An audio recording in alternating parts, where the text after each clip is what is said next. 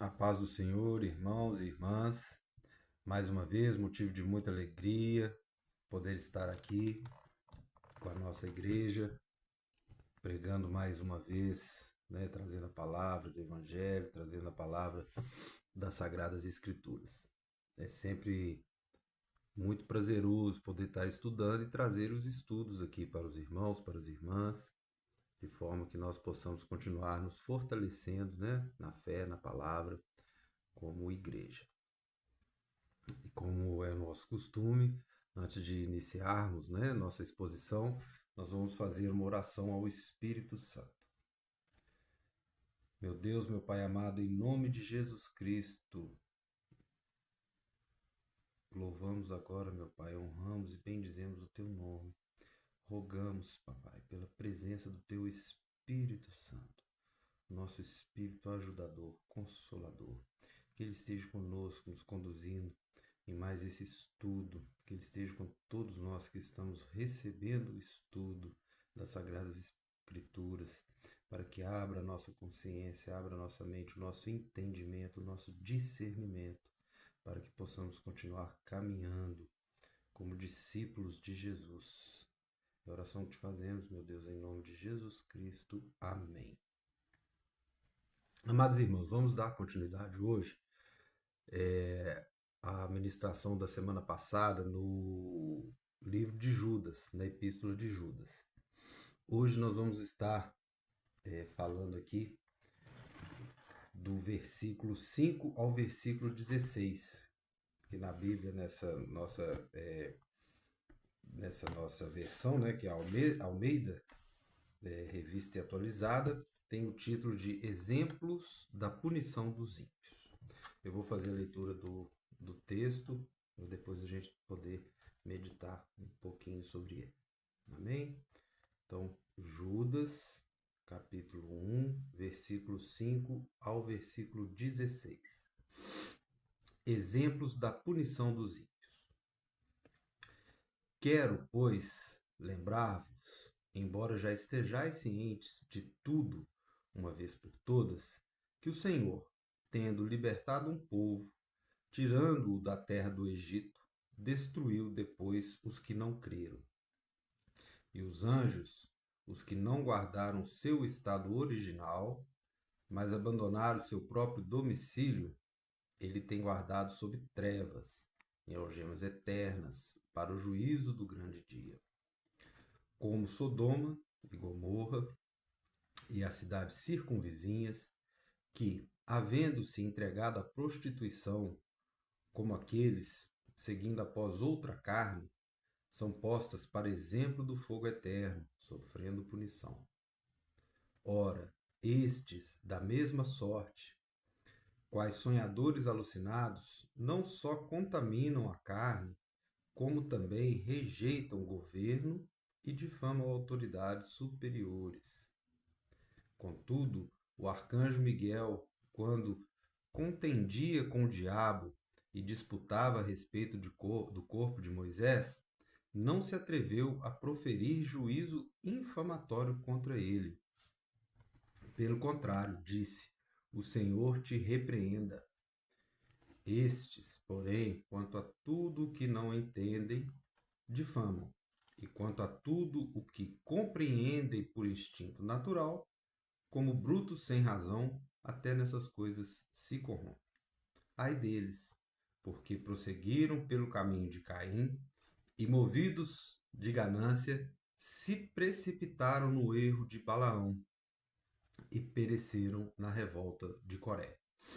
Estes homens são como rochas submersas em vossas festas de fraternidade, banqueteando-se juntos sem qualquer recato, pastores que a si mesmos se apacentam, nuvens sem água impelidas pelos ventos, árvores em plena estação dos frutos, destes desprovidas, duplamente mortas, desarraigadas. Ondas bravias do mar, que espumam as suas próprias sujidades, estrelas errantes para as quais tem sido guardadas a negridão das trevas para sempre. Quanto a estes, foi que também profetizou Enoque, o sétimo depois de Adão, dizendo: Eis que veio o Senhor entre suas santas miríades, para exercer juízo contra todos e para fazer convictos todos os ímpios acerca de todas as obras ímpias que impiamente praticaram e acerca de todas as palavras insolentes que ímpios pecadores proferiram contra ele. Os tais são murmuradores, são descontentes, andando segundo as suas paixões. A boca vive propalando grandes arrogâncias, são aduladores dos outros por motivos interesseiros. Palavra dura, né? Palavra forte.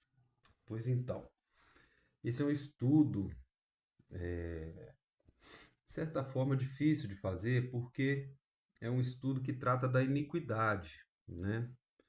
Nós sabemos que Deus é amor, Jesus é perdão, né? O Evangelho é o Evangelho do amor, o Evangelho do perdão, mas também existem exortações, também existem advertências, principalmente para que nós, no nosso caminho, não possamos cair diante daqueles que, mesmo travestidos, né, de uma certa religiosidade ou bondade ou boas intenções, no fundo, eles estão desvirtuando, estão induzindo a erro, né, nós que somos discípulos de Jesus. E essa epístola de Judas é uma carta que vem justamente para isso. É uma epístola de advertência. Então, os irmãos vão lembrar que na semana passada, no estudo passado, nós trouxemos a palavra, ainda aqui na epístola de Judas, no início dela, até o versículo 4, de que Judas ele fala com os cristãos daquela época, aqueles para qual ele escreveu essa epístola, provavelmente discípulos ali da igreja primitiva, da qual provavelmente ele era um dos líderes, né? A exemplo do seu irmão Tiago, que devia ser um líder ainda mais hierarquicamente superior, mais graduado, vamos dizer assim. E o Judas ele traz essa palavra de que o cristão ele deve pelejar pela fé, como nós falamos, deve batalhar, deve lutar mesmo, né? E nós trouxemos as formas que nós entendemos que essa batalha, que essa luta, essa peleja deve ser conduzida. Mas no versículo 4, que nós falamos, ele já começa a falar sobre os homens ímpios, né? E eu tive a oportunidade de falar que ele estava ali naquele momento, debatendo, sofrendo, principalmente as igrejas estavam sofrendo ataques, né? Eu digo não ataque físico, mas ataque espiritual, de ataque na consciência, na condução, no sacerdócio, principalmente pelos gnósticos, né? Das seitas gnósticas que pregavam conhecimento, tentavam trazer para o Evangelho de Cristo alguns ensinamentos, algumas tendências, algumas práticas pagãs, principalmente de natureza sexual, que era muito comum naquela época, né, associarem práticas sexuais com a questão espiritual, e tudo aquilo estava muito impregnado na sociedade, e Judas estava justamente preocupado em evitar esses erros, em evitar que isso acontecesse. E nesse trecho da carta, né, que é a maior parte da carta que nós trouxemos hoje, que vai do versículo 5 até o versículo 16, o que Judas faz? Ele traz exemplos de como homens ímpios no passado, né, que homens que fizeram parte ali de toda a história judaica, né, ali, daquele povo, ou seja, histórias que estão no Velho Testamento, de como esses homens ímpios, né, eles sofreram punição de Deus de alguma forma, né? Então, o que Judas estava pretendendo? Ele estava mostrando de que Aqueles cristãos, eles precisavam batalhar pela fé, eles precisavam ter firmeza na caminhada deles na fé, e que eles deveriam evitar os homens ímpios e cair no erro dos homens ímpios. E ele faz isso usando exemplos. Então, é um trecho, apesar do objetivo ser um objetivo complexo, né? Que ali ele estava num momento difícil ali da igreja primitiva, lutando contra várias, várias correntes, várias seitas que estavam surgindo, várias pessoas que estavam trazendo doutrinas equivocadas, trazendo erros, tentando e incidindo os irmãos em erros. Então ele usa esta forma literária de escrita de exemplo, exemplificar. E são exemplos que ele sabia que ia tocar naquelas pessoas, porque eram exemplos ali, né, que eles estudavam na Torá, na religião judaica, e que mostravam essa impiedade. Como uma forma de advertência mesmo, era uma forma dele de tentar advertir, admoestar, mostrar àquelas pessoas que o risco que eles estavam correndo. Então nós vamos percorrendo aqui esse texto para que a gente possa falar desses exemplos, que eles são muito interessantes. Eu acho que é um estudo muito importante para que a gente saiba, né, distinguir aí esses homens ímpios, essas impiedades que estão ainda hoje, tanto quanto na época de Judas, ainda hoje estão povoando, enchendo, né, os templos, os meios eletrônicos aí em que a palavra é preferida, estão cheios dessas impiedades, desses homens ímpios, dessas doutrinas que não são verdadeiramente aquelas que Jesus nos ensinou no Evangelho. Então ele já inicia, né, o primeiro exemplo é o que está no versículo 5, quando ele fala ali que o Senhor, tendo libertado um povo, tirando da terra do Egito, destruiu depois os que não creram. Então, o primeiro exemplo de impiedade são daquelas pessoas dos incrédulos, né? Daquelas que, mesmo tendo oportunidade, mesmo tendo contato com a palavra, tendo presenciado muito das, dos milagres, né? Dos sinais, dos ensinamentos de Jesus, ainda não estavam crendo corretamente. E ele usa o primeiro exemplo justamente com o início da caminhada do povo judaico, onde mesmo eles vendo tudo o que Moisés, né, fazia como profeta, como um dos maiores profetas de Deus aí para aquele povo, ensinando, mostrando sinais, mostrando toda a condução de Deus para aquele povo, muitos ainda não creram, né? Essa palavra não creram, os estudos trazem que ela pode ser traduzida também como os que não continuaram acreditando, ou seja, né, que apesar de terem sido testemunhas das maravilhas de Deus, tudo que foi feito no Egito, é, tudo que Deus providenciou, né, para eles, que eles pudessem sobreviver àquela travessia, a promessa para a posse da terra prometida, mesmo eles vendo, sendo testemunhas de tudo aquilo, eles continuaram não acreditando. E o juízo divino acabou sendo aplicado, que todos ficaram ali, né, morreram no deserto, e apenas Josué e Caleb é que continuaram ali e chegaram à terra prometida, né? Então esse é o primeiro exemplo que traz. O segundo exemplo está no versículo 6, no versículo seguinte. Ele dá o exemplo dos anjos. Então primeiro ele deu o exemplo daquele povo, o povo lá da terra prometida, que pereceram porque não creram, aqueles que não creram, e Josué e Caleb chegaram liderando apenas os que continuaram firmes. E agora, no versículo 6, ele fala dos anjos. Os anjos que não guardaram o seu estado original, mas abandonaram o seu próprio domicílio e foram guardados em trevas eternas para o juízo do grande dia. Esse exemplo é um exemplo muito interessante porque, entendam bem, ele é um exemplo que provavelmente Judas está falando ali daquela época pré-diluviana, antes de Noé, lá em Gênesis 6 fala que os filhos de Deus coabitaram com as filhas dos homens e dali geraram aqueles gigantes, os Néfilins. Mas essa passagem em Gênesis ela é muito curtinha.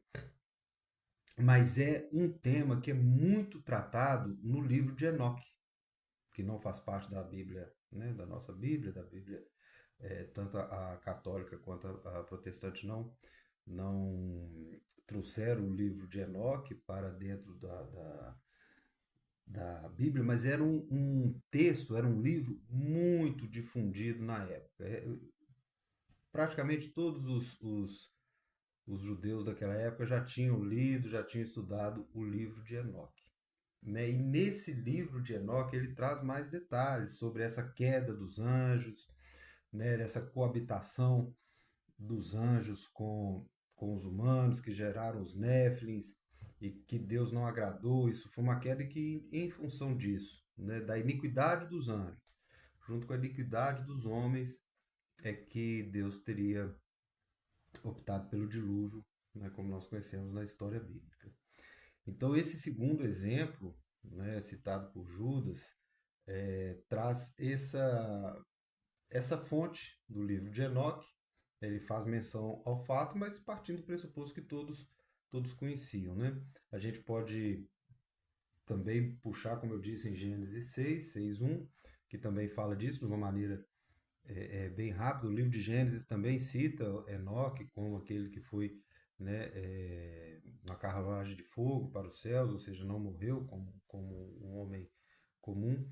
Então esse nome de Enoque ele é muito citado, muito compreendido pelos judeus daquela época. Então quando Judas traz esse exemplo dos anjos aqui, que não guardaram o seu estado original, ou seja, eles não guardaram a pureza angelical, eles não guardaram o seu estado, eu não vou dizer corpo, porque anjos são seres espirituais, mas o seu estado original mesmo, a sua, como aqui o texto fala, seu próprio domicílio angelical, e se entregaram às impurezas de natureza sexual mais uma vez. O livro de Enoque fala abertamente isso, que a queda dos anjos foi uma queda de natureza sexual, onde eles coabitaram aí com as mulheres humanas. E foram punidos também. Tal qual no exemplo anterior a punição foi a morte, para os anjos a punição foi o que ele chama aqui de guardado sob trevas em algemas eternas para o juízo do grande dia. Porque Enoque também tem a parte escatológica onde fala da volta, né, de Deus. Ele não fala de Jesus, mas fala da segunda volta do Filho do Homem. O terceiro exemplo que o texto nos traz é o que está aqui no versículo 7. É o exemplo de Sodoma e Gomorra, né? As cidades circunvizinhas que, havendo se entregado à prostituição, mais uma vez a natureza sexual, seguindo após outra carne, são postas para exemplo de fogo eterno, sofrendo punição. Então Judas traz aqui mais um exemplo. É o terceiro exemplo da punição de Deus para a impiedade. E agora ele traz as cidades de Sodoma e Gomorra, né? Que eram cidades que todos nós sabemos com uma impureza, um pecado de natureza, principalmente de natureza sexual, devia ser cidades entregues a muitas orgias, a muitas questões desta natureza. Tanto que hoje, né, o termo sodomita, sodomização vem dessa inteligência do texto bíblico, da cidade de Sodoma. São cidades que não existem, obviamente, são cidades do mundo antigo, mas que ficaram conhecidas por todas essas práticas. E Judas, então, faz questão de mencionar também essas cidades, que eram histórias muito difundidas, conhecidas naquela época, de que o pecado, né, levou Deus a destruir aquelas cidades. Né? Então, Deus não mudou, portanto, o mesmo juízo que ele reserva para aqueles que praticam tais iniquidades. Então, Judas traz mais este exemplo. Então, Judas já fala fala então, a partir do versículo 8, estes, da mesma sorte, quais sonhadores alucinados, não só contaminam a carne, como também rejeitam o governo e difamam autoridades superiores. Então, Judas veio com esses 3 exemplos, e agora no versículo 8, ele vem falar desses homens ímpios que estavam penetrando, entrando nas igrejas e desvirtuando aquelas pessoas, né? E ele fala que esses homens estes, ou seja, estes homens ímpios, né? Que está falando desses homens ímpios, da mesma sorte, ou seja, igual nesses exemplos anteriores, são sonhadores alucinados, não só contaminam a carne, como também rejeitam o governo e difamam autoridades superiores. Então, aqueles homens ímpios que estavam enveredando para dentro ali da igreja antiga, ele usa esses termos pesados, né? Ele mostra que esses homens, da mesma forma que eles contaminam a carne, ou seja, com certeza tinham práticas de natureza sexual envolvidas ali na doutrina que eles estavam defendendo, que eles estavam ensinando, que eles estavam deturpando dentro das igrejas. Então, além deles contaminarem a própria carne, eles não se sujeitavam, eles rejeitavam o governo e autoridades superiores, ou seja, qualquer autoridade ou governo superior, aqui nós estamos falando de autoridade, o governo dentro da igreja, né? Nós estamos falando da igreja primitiva, com certeza Judas estava escrevendo essa carta para uma ou algumas igrejas que estavam passando por esse problema.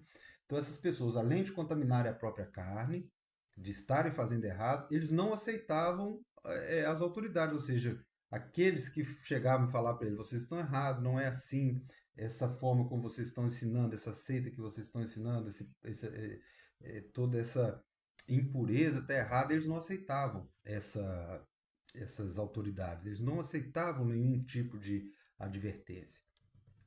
E justamente por isso é que Judas fica preocupado, porque se eles que estão ensinando, esses ímpios que estão ensinando erradamente, né, aqueles cristãos não estão sujeitos a autoridades, pior ainda é aqueles que estão escutando, que estão recebendo a palavra, que aí que eles não vão respeitar mais as autoridades da igreja primitiva, né? Seguindo os ensinamentos desses homens ímpios. Então, Judas está focando muito nisso, ele está muito preocupado com o que estava acontecendo.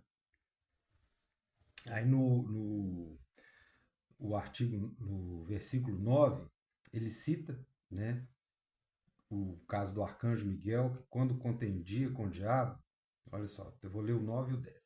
Ele cita o arcanjo Miguel, que quando contendia com o diabo para disputar a respeito do corpo de Moisés, não se atreveu a proferir juízo infamatório contra o próprio diabo.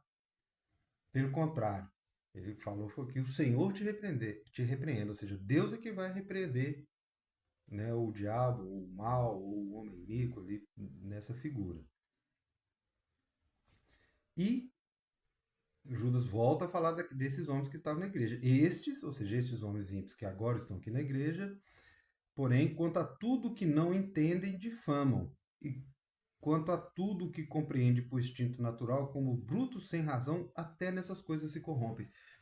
Então, o que Judas está falando aqui? Olha, o arcanjo... É interessante esse versículo 9 que fala dessa contenda do arcanjo Miguel com o corpo de Moisés. Isso a gente não encontra na Bíblia, apenas nessa passagem de Judas. Então, com certeza, Judas também, a fonte que Judas trouxe essa figura da contenda entre o arcanjo Miguel com o diabo, pela disputa do corpo de Moisés, fazia parte do ensinamento da igreja primitiva, provavelmente um ensinamento oral, ou poderia estar em algum cânone, em algum livro daquela época, mas ele fala de uma coisa que aqueles interlocutores, que aquelas pessoas da igreja sabiam o que ele estava falando, né?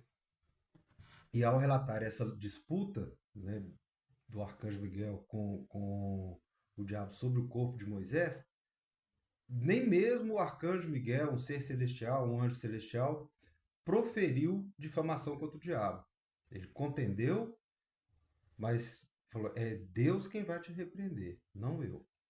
E esses homens ímpios, ao contrário, Aí é o que ele fala no versículo 10, são difamadores. Ou seja, o que a gente entende? Então, esses homens ímpios certamente estavam em contenda com os pais da igreja, com os líderes da igreja, os líderes pregando o evangelho de Cristo, esses difamadores trazendo ensinamentos é, errados, mas tentando colocar eles numa capa de evangelismo, de ensinamento de Cristo, de uma maneira equivocada. Então, dentro dessa contenda, esses homens ímpios difamavam esses pais da igreja, esses líderes que nós acabamos de falar que eles não respeitavam. Então, eles usavam difamação, ou seja, confronto. Então, o que Judas está falando? Nem mesmo o arcanjo Miguel utilizou desse expediente de difamar aquele com quem ele estava contendendo, que era o diabo no caso, mas esses homens ímpios fazem esse tipo de coisa, ou seja, isso mostra que eles estão errados, que eles não agem de acordo com o ensinamento de Deus. E fala mais ainda, fala que além deles difamarem, que eles não compreendem nada, nada do Espírito, nada do que Jesus ensinou, eles não compreendem. Olha aqui, ó. Eles não compreendem, eles não compreendem nem mesmo as coisas do instinto natural, ou seja, nem aquilo que é de uma vida comum, de uma vida humana, instinto natural, eles conseguem compreender, o que dirá da vida espiritual, dos ensinamentos de Deus, né? E ele fala, como brutos sem razão até nessas coisas se corrompem, ou seja, chamando eles de ignorantes mesmo, brutos sem razão. Para vocês entenderem como era difícil o início do cristianismo ali no meio daquele povo. Tanto que os apóstolos e os discípulos de Jesus tiveram que enfrentar de difamação, de contenda, de ensinamentos errados, de seitas erradas. E Judas está falando justamente para esses povos. Ele fala, ao versículo 1, ai deles, ou seja, coitados desses ímpios, porque prosseguiram pelo caminho de Caim e, movidos da ganância, se precipitaram no erro de Balaão e pereceram na revolta de Coré. Ou seja, ele já vai usar mas ele cita três pecadores, né, do Antigo Testamento, ou seja, três figuras ali que suas histórias são muito conhecidas entre aquele povo. E ele fala assim, ai deles, ou seja, ai desses que agora continuam fazendo isso, vão acontecer com eles a mesma coisa que aconteceu com Caim, né, que foi o primeiro homicida, Balaão, que por ganância proferiu maldição contra o povo de Deus, e Coré, que também por ganância, né, por uma tentativa aí de como que eu poderia dizer, de querer tomar o poder, né, de querer ser líder, né, uma impiedade voltada para o desejo de poder, que a gente vê muito. É uma forma de ganância também, mas é diferente da de Balaão. A de Balaão era uma ganância financeira, ele ganhou para cometer a impiedade dele. Jacoré, ao se associar a Datã e Abirão, naquela passagem, né, muito famosa, de que eles se rebelaram contra Moisés e Arão, tentando, né, tomar o lugar deles, o que aconteceu? O juízo de Deus veio e caiu sobre eles. Né? A terra se abriu e os consumiu vivos. Então ele está usando esses exemplos de homens ímpios, de que Deus, né, realmente puniu aqueles ímpios para mostrar para aquele povo que da mesma forma iria acontecer com estes homens que estavam praticando aquelas impiedades. É o que ele fala a partir do versículo 12 aqui, ó. Estes homens são como rochas submersas em vossas festas de fraternidade, banqueteando-se juntos sem qualquer recato.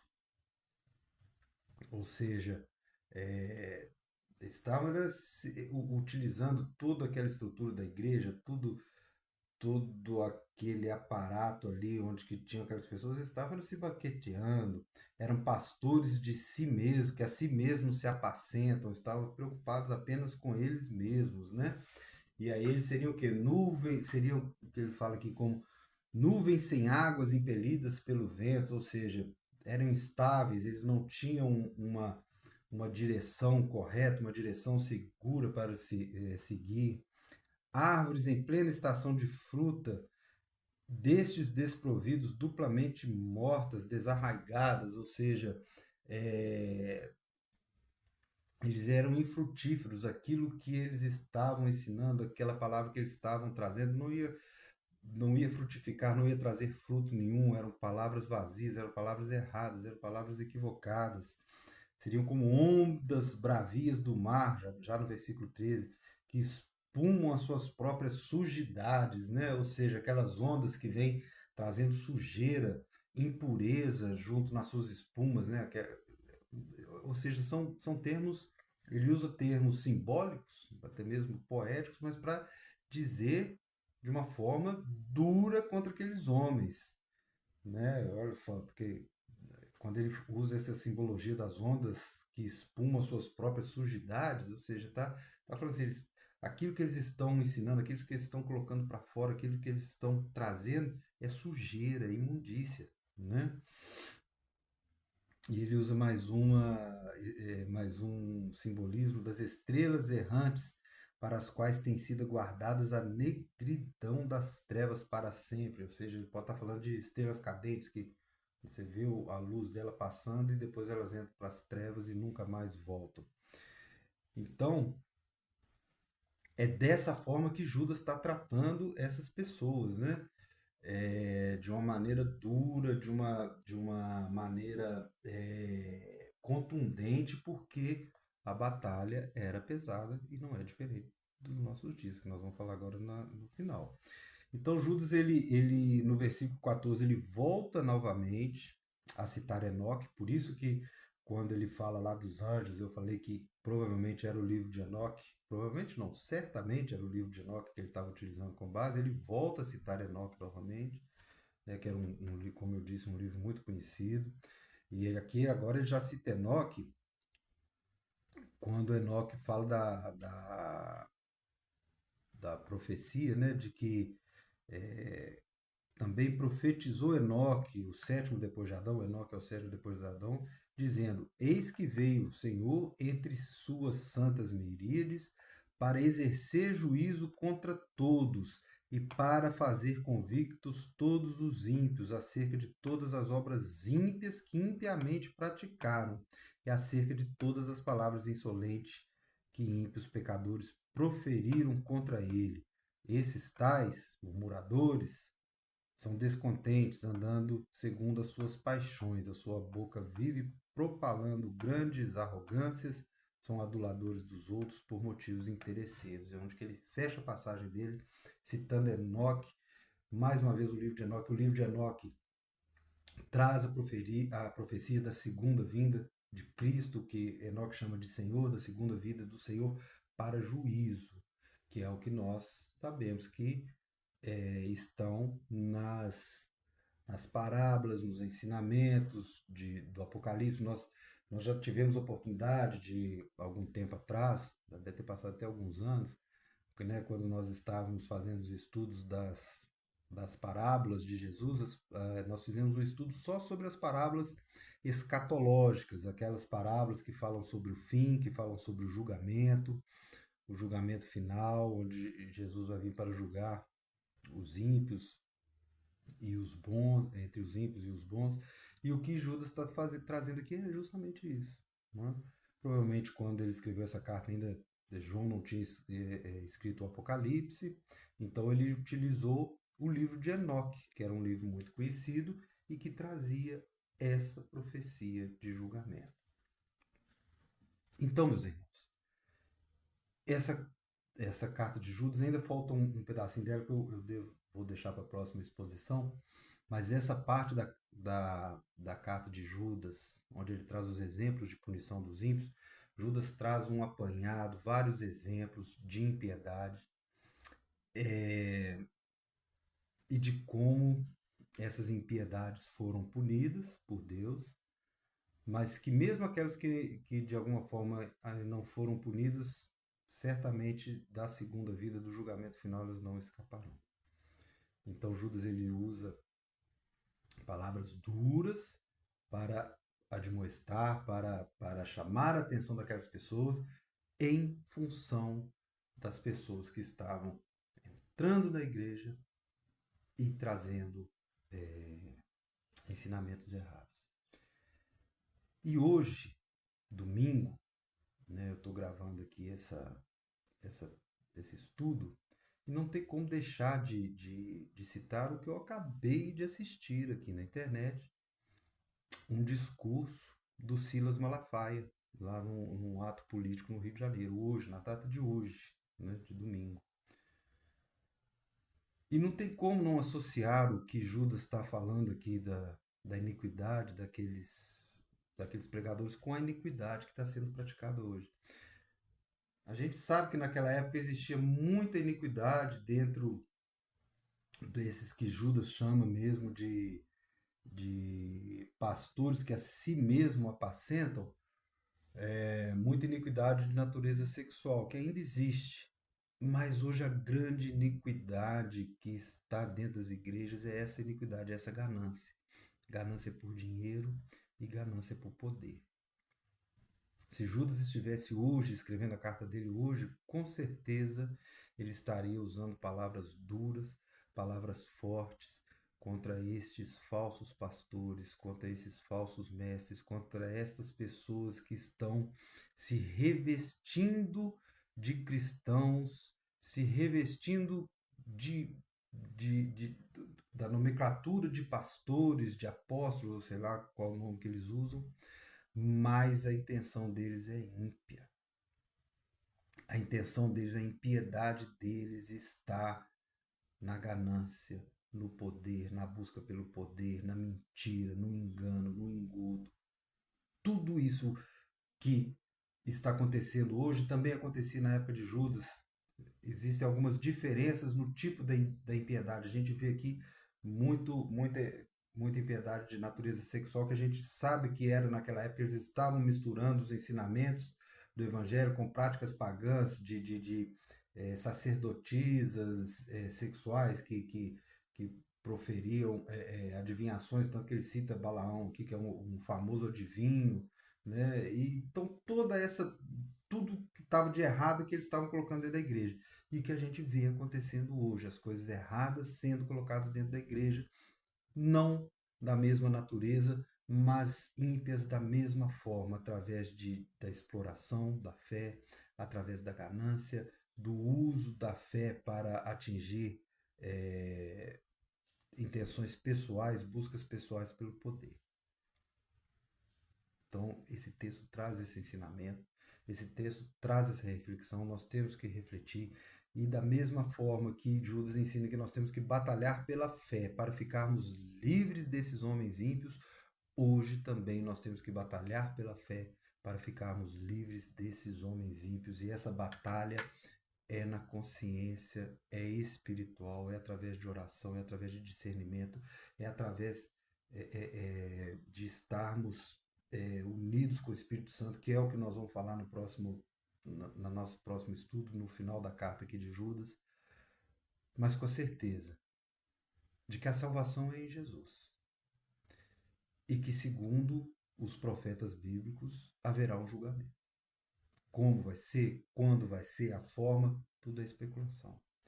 Mas haverá esse julgamento. Então, esses ímpios hoje, que estão se regalando, regurgitando, que estão se achando superiores às pessoas, eles vão prestar contas ao Senhor.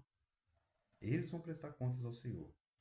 E como o próprio Judas falou aqui, mas não somos nós que vamos proferir nenhuma, qualquer palavra que ele usa, não vamos proferir nenhuma, igual na contenda, né, que o anjo Miguel, ó, quando ele contendeu, ele não se atreveu a proferir juízo infamatório. Nós não estamos proferindo juízo nenhum sobre essas pessoas.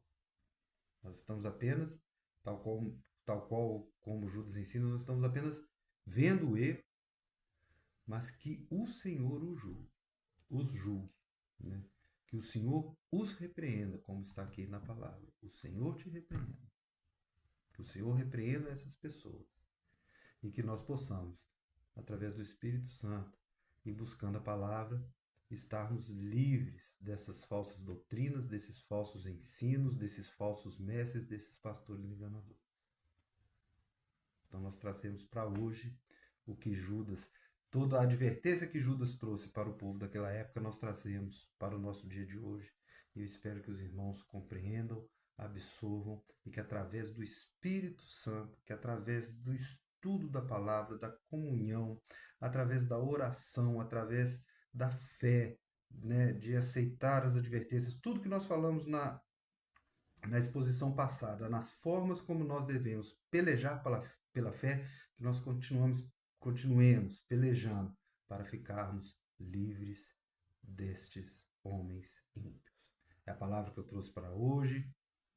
Que Deus abençoe poderosamente a vida de cada um dos irmãos e irmãs e que essa palavra possa produzir frutos em nossas consciências. Em nome de Jesus, um grande abraço a todos.